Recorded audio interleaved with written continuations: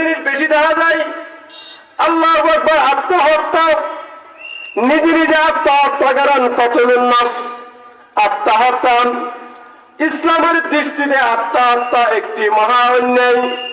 আল্লাহু আকবার, মহান নিকৃষ্ট ঘৃণিত কাজ আত্মহত্যা করণ।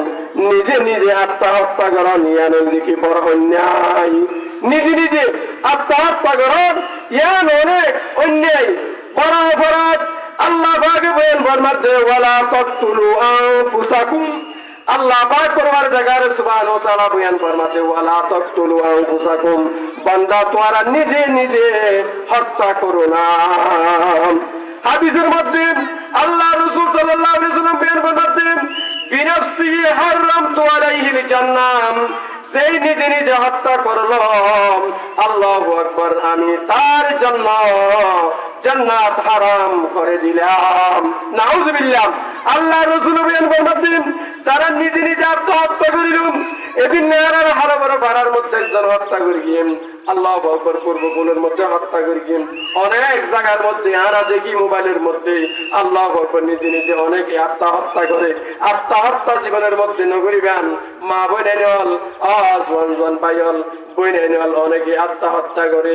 আত্মহত্যা নগরিবেন, বিষ নাইবেন। বিষ খাইলে মারা গেলে আল্লাহ রাসূলের নারাজ।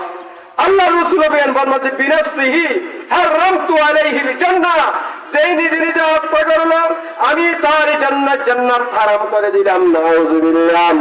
আল্লাহ বলিয়ে রে নিজে নিজে আত্মহত্যা না করিবেন। অনতুন কম নারালেন দেশ ত্যাগ করে অন্য জায়গার মধ্যে চলে যাবেন, গই অন্য কিছু করিবেন, তারপরও বিষ নাইবেন, ফাঁসি নাইবেন।